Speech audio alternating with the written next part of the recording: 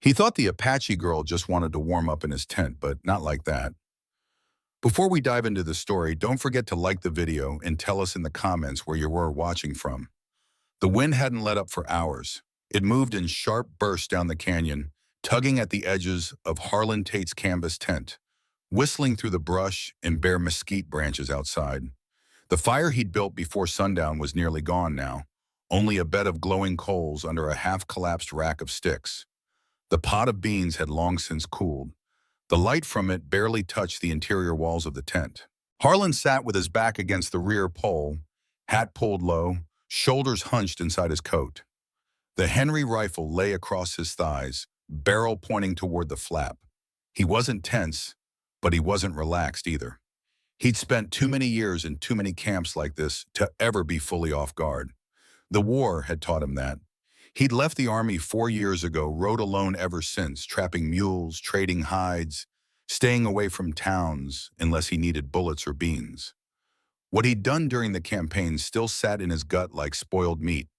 The villages they were ordered to burn, the screams, the silence afterward, and how he'd stood there holding the line, pretending he wasn't watching what he was watching. Out here, he didn't have to answer for any of it, didn't have to talk. That was the point.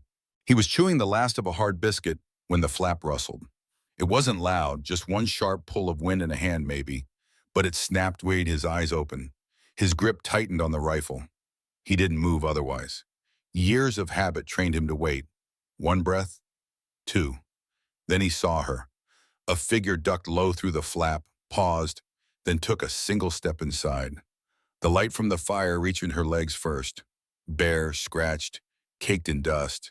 Then the wool blanket, wrapped crooked around her body, burned at one corner and soaked in ash. Her hair was black, tangled, stuck to her cheek with sweat or tears. She was shaking but trying not to.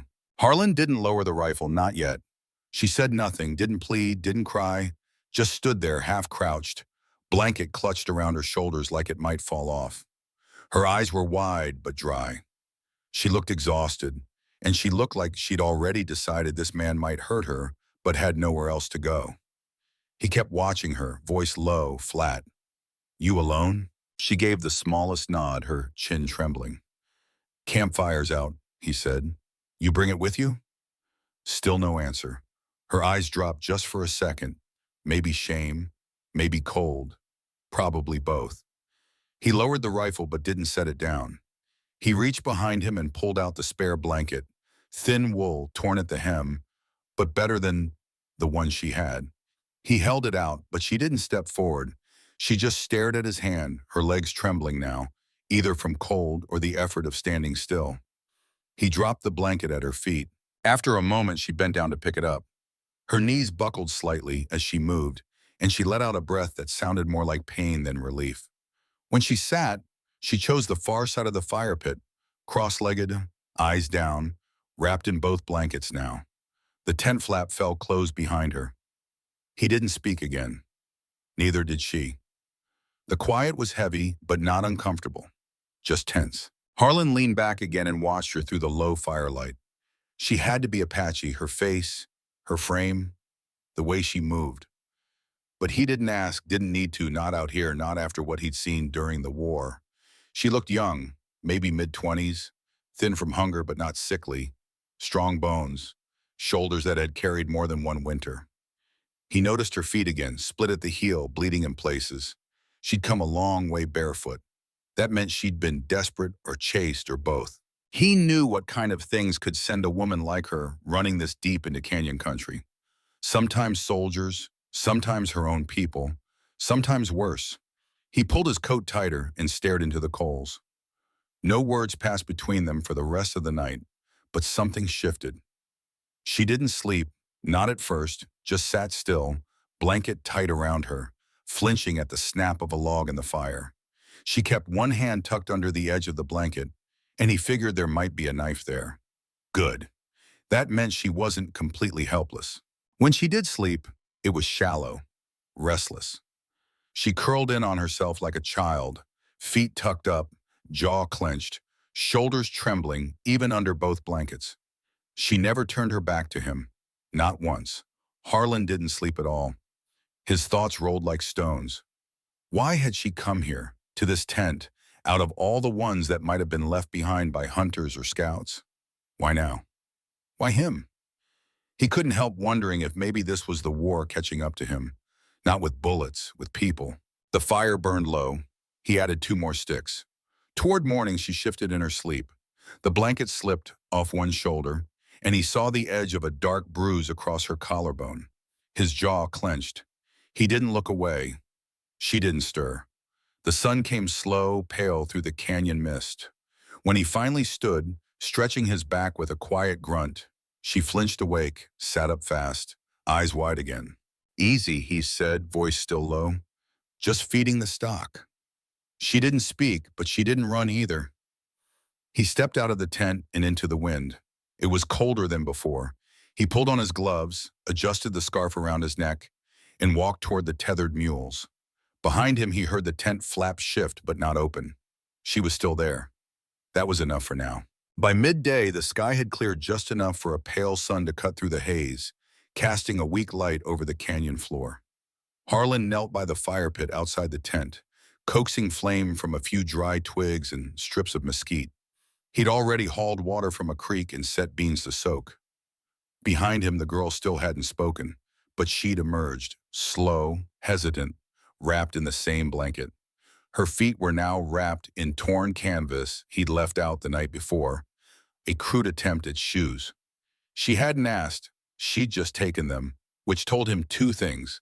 She didn't expect kindness, and she didn't know what to do with it when it came. She squatted near the fire and held her hands over the heat, eyes down.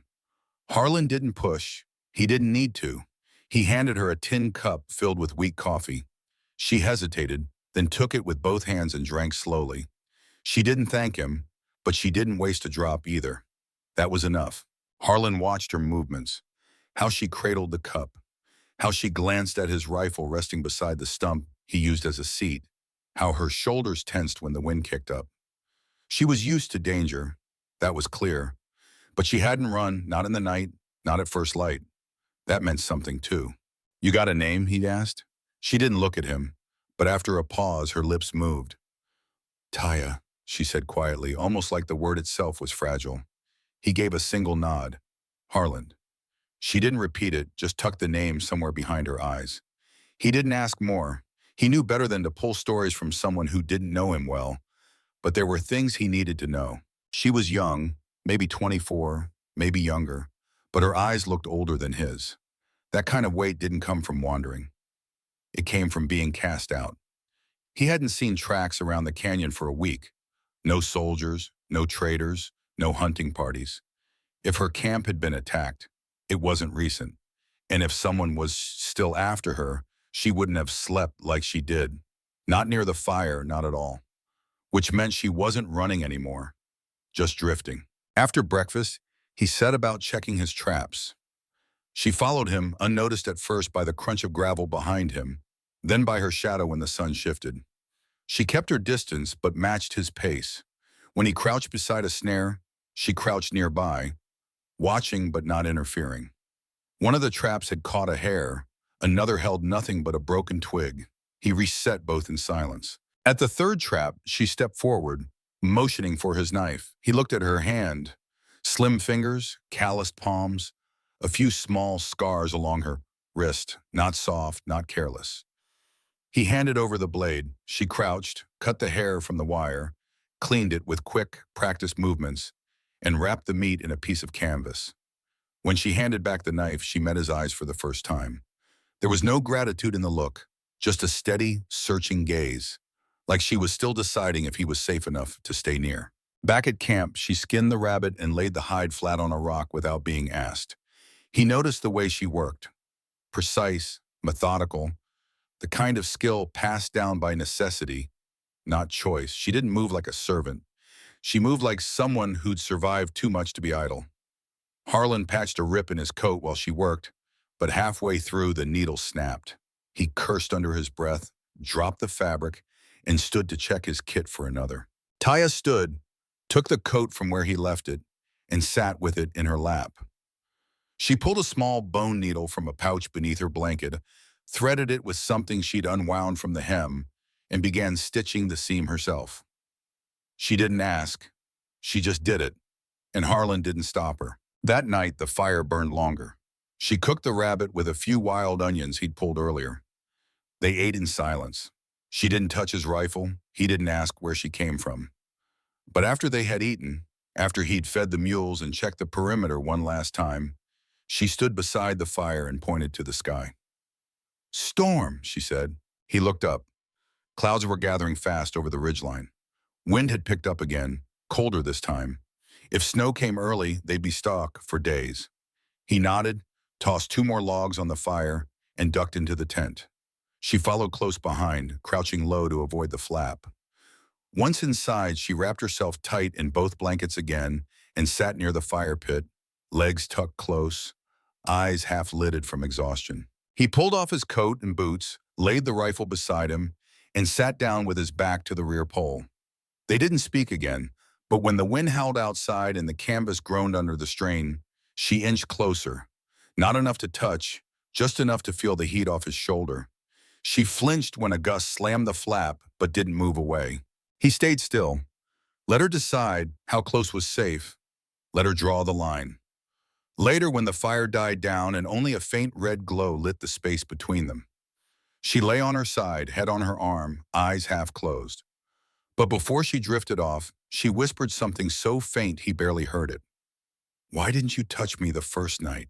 Harlan stared at the coals, jaw tight. He didn't speak right away.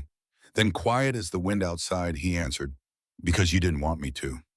She didn't reply, just exhaled slow and steady and closed her eyes. And in the space between them, something settled that hadn't been there before. Not trust, not yet, but something close. And for the first time in years, Harlan let himself close his eyes while someone else was still awake, because he knew she wouldn't run. Not tonight, not anymore. The storm came hard in the early hours, not with snow like Taya had warned, but with sleet, sharp, frozen rain that hammered the canvas roof and soaked the ground outside into thick red mud. Wind pushed hard against the tent walls, making them sway and creak like an old barn about to give. Inside, the air was cold enough to see their breath. Taya had pulled the blankets tight around her and curled into a ball close to the fire pit. Harlan had fed the coals 3 times through the night just to keep the damp from settling in their bones. He didn't sleep much. Even when his eyes closed, his ears stayed sharp. Every gust of wind made him reach for the rifle beside him, not because he thought someone was out there, but because some part of him always did. By morning, the ground outside had turned to mush. One of the mules had chewed through its tether during the night and wandered up the hill. Harlan found the tracks, cursed softly, and spent nearly 2 hours coaxing the animal back down the slope, his boots caked in freezing mud. When he returned, Taya had boiled water and was soaking a bundle of herbs in it. He didn't ask where she'd gotten them. He hadn't seen her leave camp. She must have collected them days earlier and kept them wrapped in her things. She offered him a cup. The taste was bitter and unfamiliar, but it cut the cold in his chest. He drank it all. Afterward, he set to sharpening his traps. She watched for a while, sitting near the fire, rubbing warmth back into her hands. Then, without a word, she picked up a length of rawhide cord and began repairing one of the broken snare loops he hadn't gotten to yet. Harlan paused, glanced over, then went back to his work. They didn't need to speak. That was becoming clear. Later that day, the storm moved off, leaving behind wet air and slick stone trails. Harlan considered packing up and heading south, closer to the winter trade routes near Dragoon Pass, but something made him hesitate. Maybe it was the weight of Taya's presence. Maybe it was the way she kept stitching his coat without being asked, or how she stirred the beans just enough to keep them from sticking to the pot. Small things, quiet things, but they added up. That afternoon, she finally told him what happened.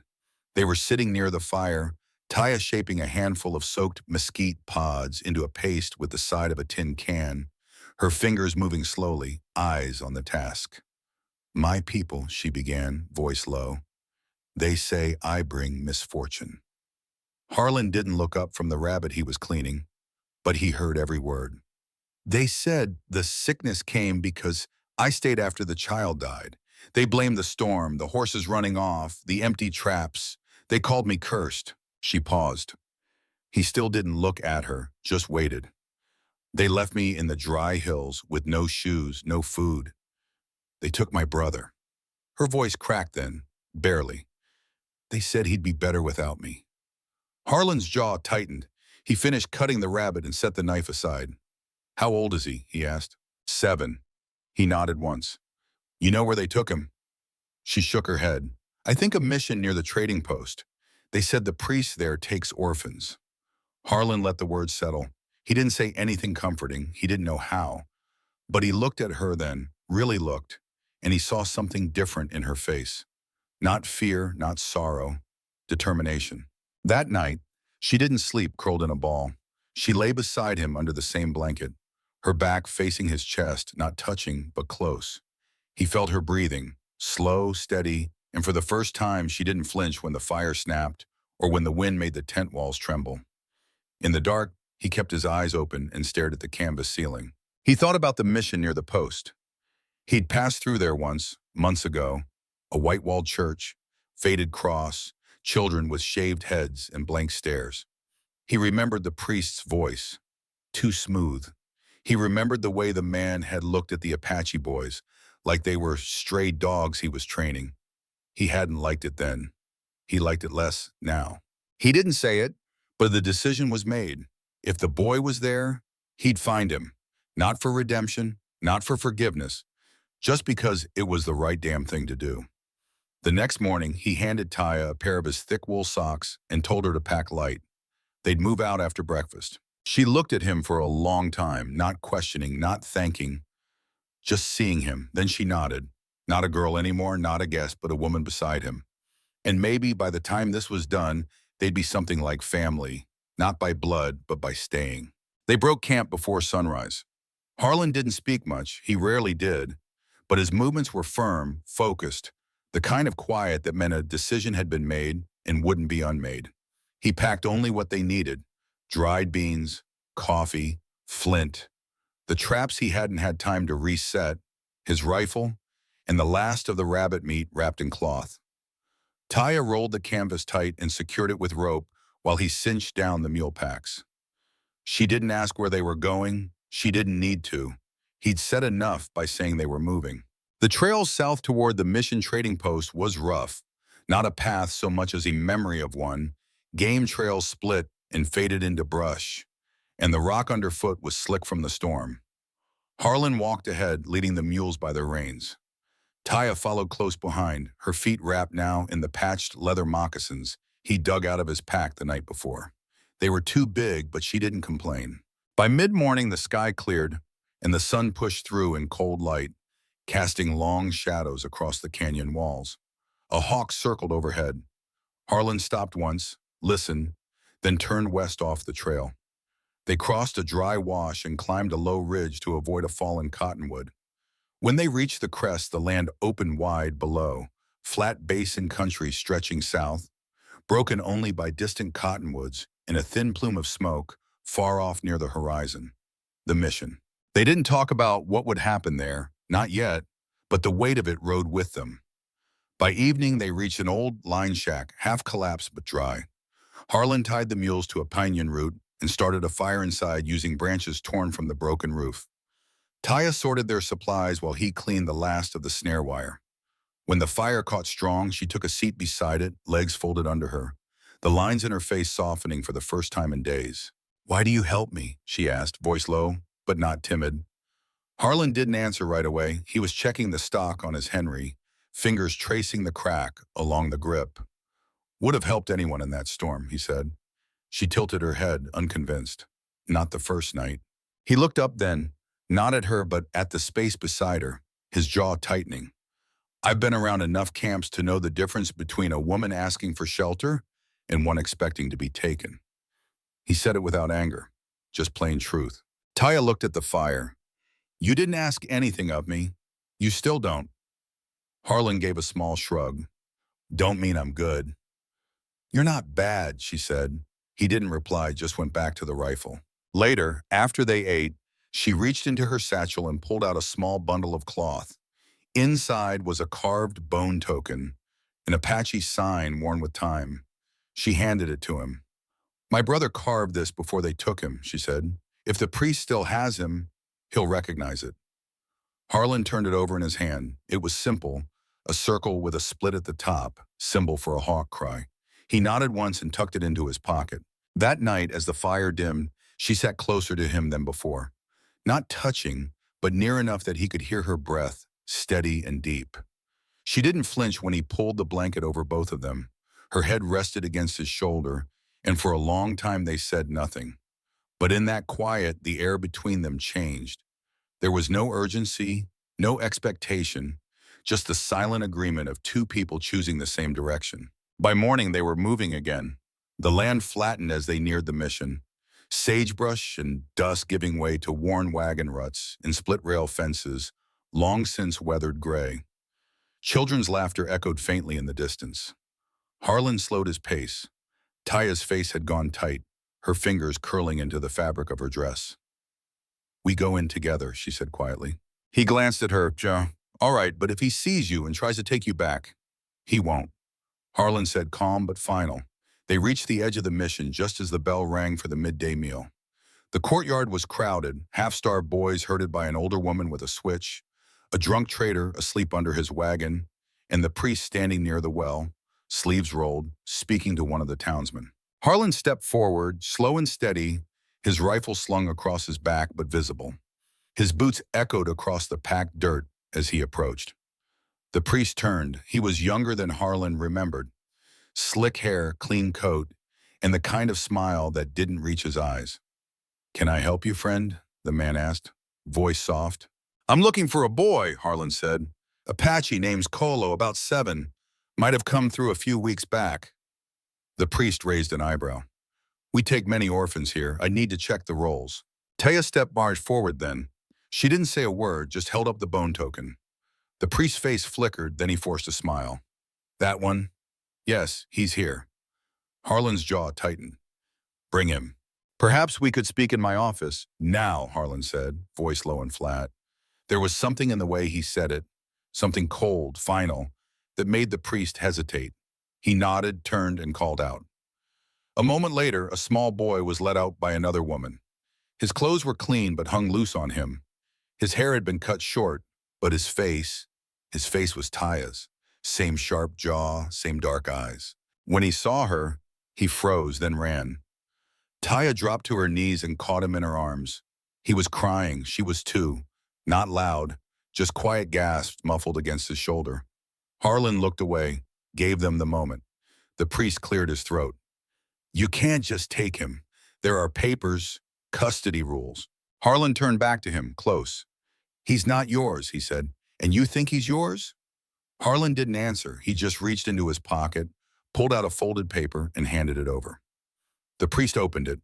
It was a legal trade permit from the Army Southern District, signed by a quartermaster Harlan had served under. It wasn't custody, but it gave him authority to relocate any tribal youth for protection purposes. It was enough to scare the priest. He stepped back. "Fine, but he's your responsibility now." Harlan didn't respond, just turned and walked back toward the gate. Behind him, Taya followed, carrying her brother in her arms.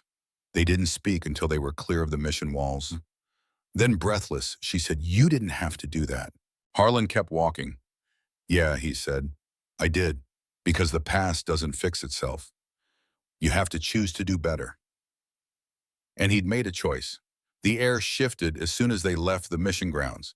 It wasn't the weather, it was the silence, that heavy kind of quiet that settles in after a choice has been made, and the weight of it hasn't caught up yet.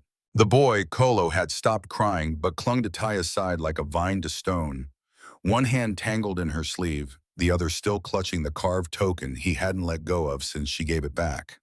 Harlan walked a few steps ahead, eyes scanning the horizon out of habit, boots cutting a slow rhythm through the dry grass. He didn't speak. His thoughts were loud enough. He kept seeing the priest's face, that mix of arrogance and fear. He didn't like that kind of man, one who used peace as a mask for control. That boy hadn't just been kept there. He'd been molded, shaped, his hair chopped short, language gone, clothes too clean, soul bent. They made camp an hour before sundown near a dry arroyo lined with mesquite. The shelter was simple, just canvas draped over two tied mules and pinned with rocks. Taya started the fire while Harlan scouted a perimeter. He set two snares even though he didn't expect anything to walk into them. It was just routine, and routine calmed him. When he returned, Taya was mashing beans in the pot with the back of a spoon, while Kolo sat across from her, wide-eyed, his knees pulled up to his chest. He hadn't said a word since the mission, but he watched everything. "Is he always that quiet?" Harlan asked as he set his rifle down. Taya glanced at her brother. "He used to talk. He'll come back to it." "He remember you?" She nodded. "They told him I was dead." Harlan didn't comment on that, just sat down near the fire and poured himself some coffee. Kolo stared at him, unblinking. After a minute, the boy finally spoke, voice thin and unsure. "Are you the soldier?" Harlan looked up. Taya stiffened. Harlan nodded slowly. "Was. Not anymore." The boy didn't answer, just kept staring at the rifle leaning beside him. "You afraid of me?" Harlan asked, plain and direct. Kolo didn't respond but dropped his eyes and leaned a little closer to his sister. Taya reached over and rested a hand on his head. "He doesn't need to be afraid," she said softly. "You didn't hurt anyone today. You did the opposite." Harlan didn't know what to do with that, so he just nodded once and stirred the fire. After they ate, Taya began brushing dirt from Kolo's feet, wiping the soles with the edge of her blanket. Harlan watched the tenderness in her movements, the patience. She talked to him softly in their own tongue, and the boy leaned into her like he'd finally remembered what safety felt like. When Kolo fell asleep, curled beside her on the blanket, Taya looked up. "You could have walked away," she said. Harlan didn't pretend not to understand. "I could have, but you didn't." He poked at the coals. "Sometimes you don't walk because the road back's worse." She watched him for a long moment, then said quietly, "You've done things." He didn't answer right away. "Things I don't talk about." "I know what kind of things," she said, not accusing, just knowing. "I saw soldiers burn our storehouse, shot a man for running back inside to grab corn. I was hiding behind a woodpile. I was 8. Harlan looked at her then, not in pity, just seeing her, understanding. "I was there," he said. "Not that one, but others." Taya nodded. "You didn't have to say it." "I did." She shifted, sitting a little closer now, her voice dropping. "My people saw what happened to me and said it was because I'd been spared, because I should have died like the rest, and living meant the spirits had turned on me." He watched the firelight flicker on her face. "That why they left you?" She nodded once. "They said I carried the shadow of the dead." Silence stretched again, but this one wasn't heavy. It was shared. "You don't," he said simply. She looked at him, eyes catching his. "You carry your own weight, same as I do." For a long time she didn't blink. Then slowly she reached out and touched the edge of his sleeve. Just the fabric, nothing more. "You think we can make something here?" she asked. "After what we both are?" "We already are," he said. "We just haven't said it out loud yet." That night she curled beside him again, but this time not because of the cold.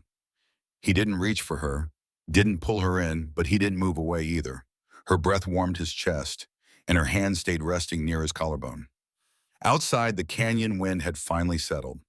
Kolo didn't cry in his sleep, and Harlan, for the first time in years, didn't dream of fire. They rode slow the next morning. Jawbaz, boyatandik morning, not out of caution, but because neither of them said where they were headed. There was no longer a need for rushing. The boy was with them now, clinging to his sister's waist on the back of the pack mule. His head leaned against her spine, eyes half closed, small hands gripping her belt with the trust of a child who had known abandonment and recognized safety when it finally returned. Harlan walked beside them, reins in one hand, his Henry slung across his back. His boots stirred dust from the canyon floor as they crossed the narrow gulch west of the dry wash, the same path he'd used months ago when trapping alone. It looked different now, less empty. They set up camp before sundown under a ledge where the wind broke clean across the top.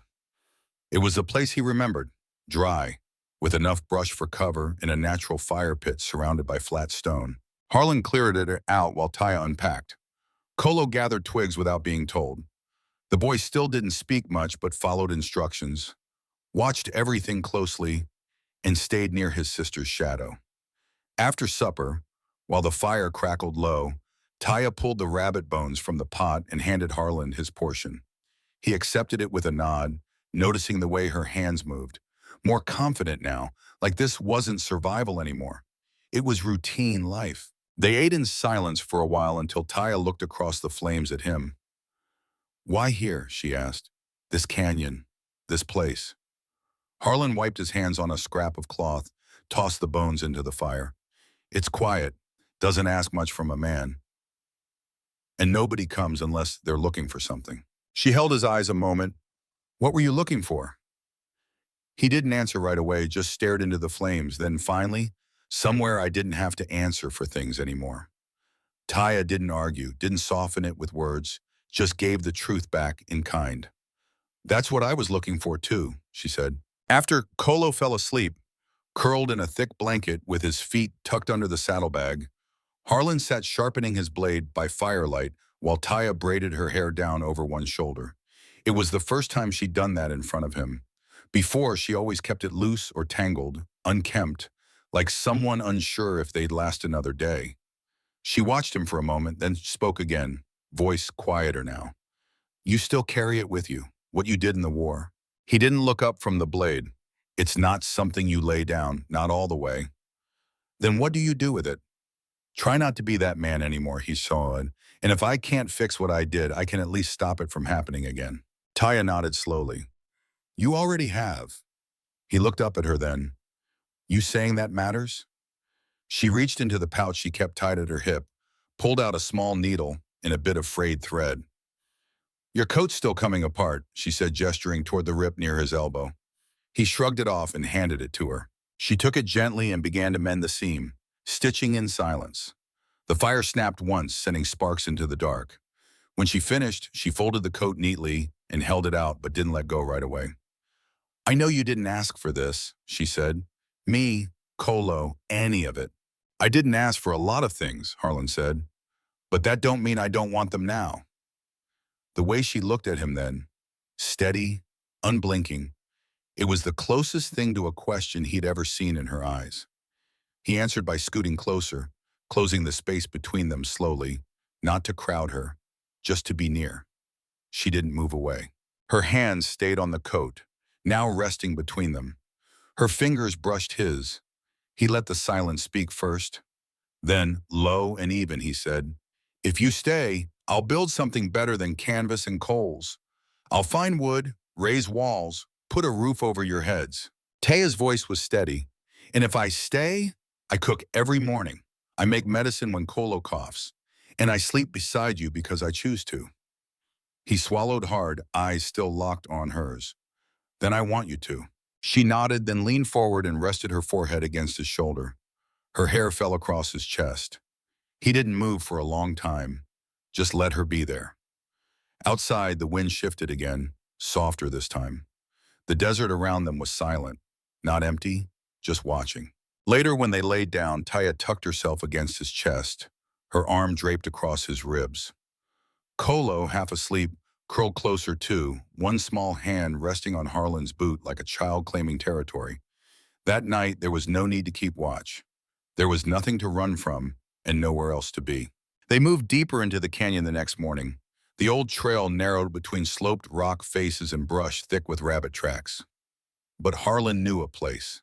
An abandoned line station tucked against a rock wall, forgotten after the last cavalry patrols faded out years back. The roof had collapsed, and half the log wall was missing, but the stone foundation held. Water was nearby. Firewood was plenty. He figured it could be something again. It was the first time he'd returned since the war. Back then, he'd used it to sleep between orders. Now he was coming back with something else in mind. He stopped the mule at the ridge and looked down at the clearing. Taya stepped beside him, Kolo holding her hand. The boy had warmed some, speaking in soft whispers to his sister, even answering Harlan in quiet nods. But he stayed close, always close. Taya followed Harlan's gaze across the clearing. "This is where you want to build." He nodded. "Enough stone left to frame out a wall. Roof will take time, but it's a start." She didn't question it, just said, "Then we'll need to dry meat while it's still warm out." That was it. No ceremony, no speech, just shared purpose. They unpacked everything by noon. Kolo carried stones from the old pit to mark a cooking ring. Taya set up the canvas as a shade lean-to, while Harlan started digging out what would become the new root cellar. They worked until sundown. No complaints, no wasted movements. Every task, no matter how small, was part of building something that might last. By the end of the second day, they'd raised a frame of upright logs braced with rope and stone. Taya boiled strips of sinew to bind the beams. Kolo helped press clay between cracks in the wall to keep the wind out. Harlan worked until his hands bled. That night, while the fire warmed the clearing, they sat close and watched the shadows dance across the half-built walls. "This feel like home?" Taya asked, brushing wood shavings off her skirt. Harlan didn't answer right away. "Feels like a place that could be. Better than canvas?" He nodded. "Better than running." Kolo had fallen asleep nearby, wrapped tight in one of the wool blankets, his head resting on a folded sack of beans. Taya shifted closer, arms crossed against the chill. "You know," she said quietly, "when I was little, I used to think a man could never belong to the land unless he was born on it. And now? Now I think belonging is something you build, not something you're given." Harlan reached for her hand without saying anything. She let him. They sat like that for a long while, fingers laced, backs resting against the new wall. The stars were out, clear and sharp overhead. The canyon wind had died down again. It felt like the land was breathing softer now. The next morning, he found Kolo stacking rocks into a circle, trying to shape a chimney with twigs. When Harlan walked past, the boy looked up. "Is this ours now?" Harlan crouched beside him, watched the small hands place a flat stone on top. "It is, if we keep working at it." Taya stepped into view, carrying a basket of wild onions and mesquite pods. She smiled faintly. "Then we better not stop." By the end of the week, they had 4 walls, no door yet, but the wind didn't bite as hard anymore. Inside, there was a place to sleep, a corner for food, and a small spot where Kolo had arranged 2 stones and a stick, like it might someday become a table. That night, the boy asked if he could sleep closer to Harlan. Not out of fear, but comfort. Taya watched, and her voice was gentle when she spoke. "You gave him that," she said. "What?" "The steadiness." Harlan didn't reply, just pulled the blanket tighter around the boy's shoulder and let him sleep. When Taya lay beside him later, her voice barely a breath against his chest, she said, "Do you ever wonder why it had to be us?" "No," he answered. "I only care that it is."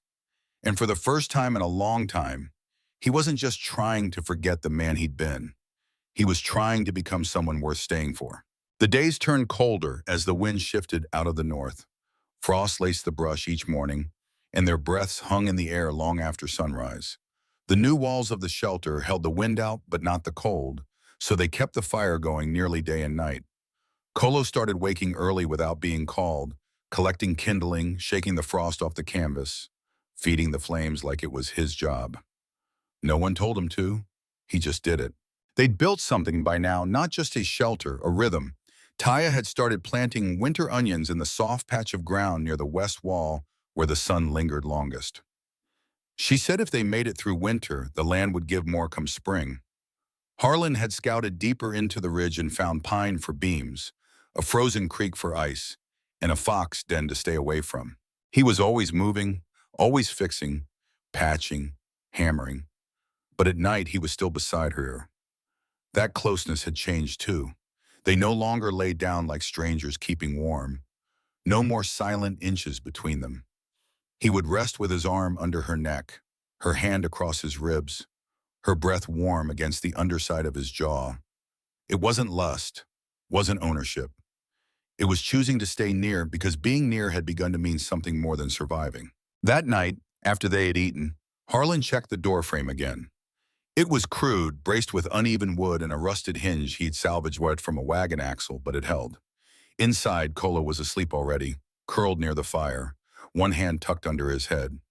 Taya stepped behind him and wrapped her arms around his waist. "You're always working," she said quietly.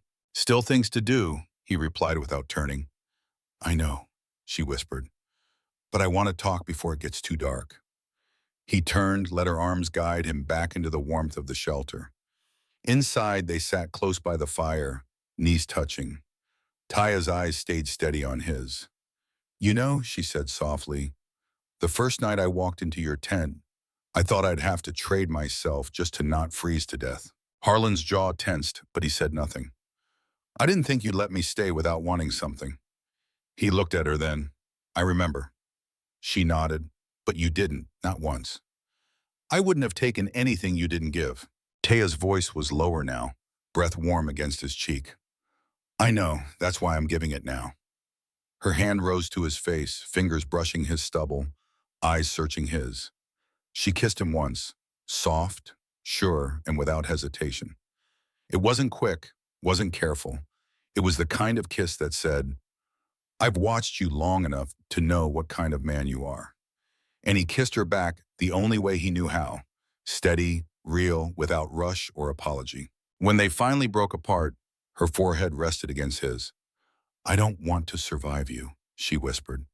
I want to stay. He pulled her in close, arms wrapping around her like she was something he'd carried too long just to set down now. You're not going anywhere, he said. Outside, the wind blew low through the canyon brush, but it didn't touch the fire. Not inside their walls, not where it mattered. Later, when she laid her head on his chest and they curled together under the blanket, he didn't reach for his rifle. For the first time since the war, he slept without fear someone would take what mattered from him. And in the dark, just before her breathing evened out, Taya whispered, One more thing. You don't owe me anything, Harlan, but I'm yours now. He didn't answer with words. He just stayed. Because sometimes love doesn't speak. It just doesn't leave. The winter came in slow, then all at once. First, it was just the mornings. White frost on the rocks, a harder bite in the wind. Then came the real cold. Thick air, sky like slate. Snow fell across the canyon in uneven sheets, sticking to the edges of the shelter, gathering along the high stone ledges until even the pines looked bent from the weight.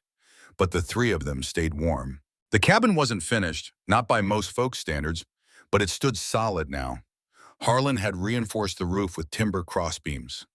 Taya had stuffed the walls with moss and woven reeds for insulation. They dug a channel to keep runoff from flooding the sleeping space. Kolo helped stack dry wood in neat rows behind the shelter. It wasn't pretty, but it held. Inside, the air stayed warm. The fire never went out. The bedroom was shared now without hesitation, and every night ended the same, with Taya curled under Harlan's arm, Kolo tucked close at their feet, and the wind rattling harmlessly beyond the walls. There was no talk of leaving anymore. On the third morning after the first full snow, Harlan stepped outside with his coat collar pulled high, boots crunching through the white crust. He scanned the ridge for tracks. Deer, maybe fox. The snares had come up empty for days. They needed more meat soon. But he wasn't worried. For the first time in years, he felt something solid under his feet. Not just the land, this life, this place, the cabin, her. He turned when he heard the door creak behind him. Taya stepped out, wrapped in his old cavalry coat, the sleeves hanging past her fingers. Her breath came out in mist, her cheeks pink from the warmth of the fire. Not cold. You checking the traps? She asked. Later, he said. Snow's too fresh. Nothing's moved yet. She stepped beside him, leaning slightly into his side. They stood like that a moment, watching the quiet canyon. I had a dream last night, she said softly. I was back in the old village. Same faces, same whispers, but I didn't care anymore. I had something they didn't. He looked down at her. What's that? She smiled faintly. A door that closed behind me, a fire I could call mine. You. He let out a slow breath, shifted his hand to hers, and held it firm. Inside, Kolo stirred from sleep.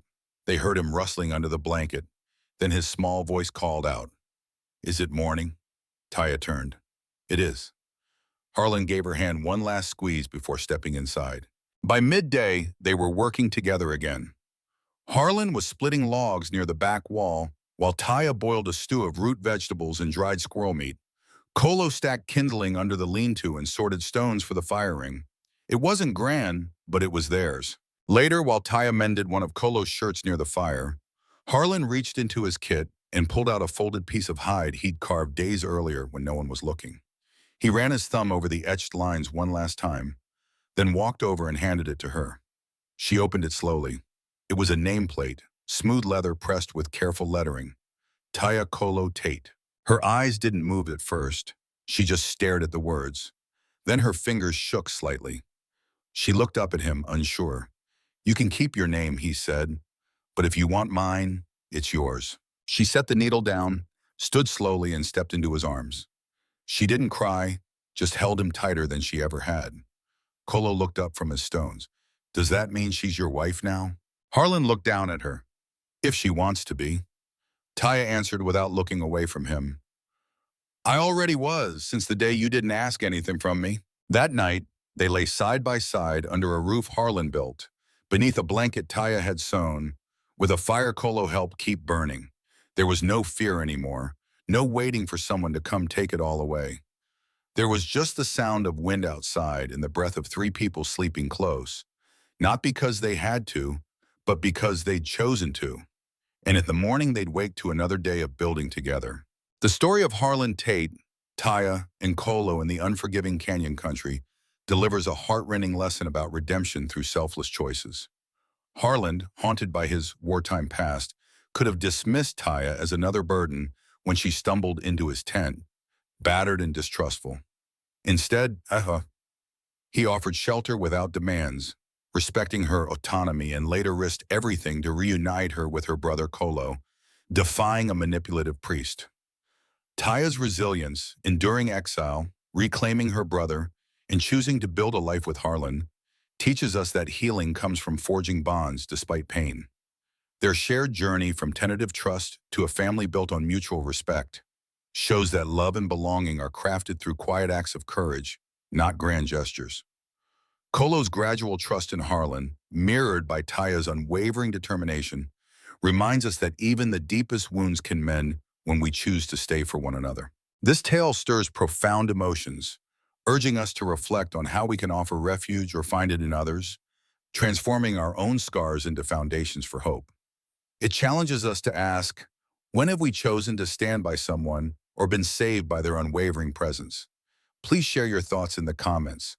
What does this story ignite in you? Have you ever found family in an unexpected place? Like, subscribe, and hit the bell to join our community for more stories that touch the soul and inspire us to build lives worth staying for. Your support keeps these timeless tales alive.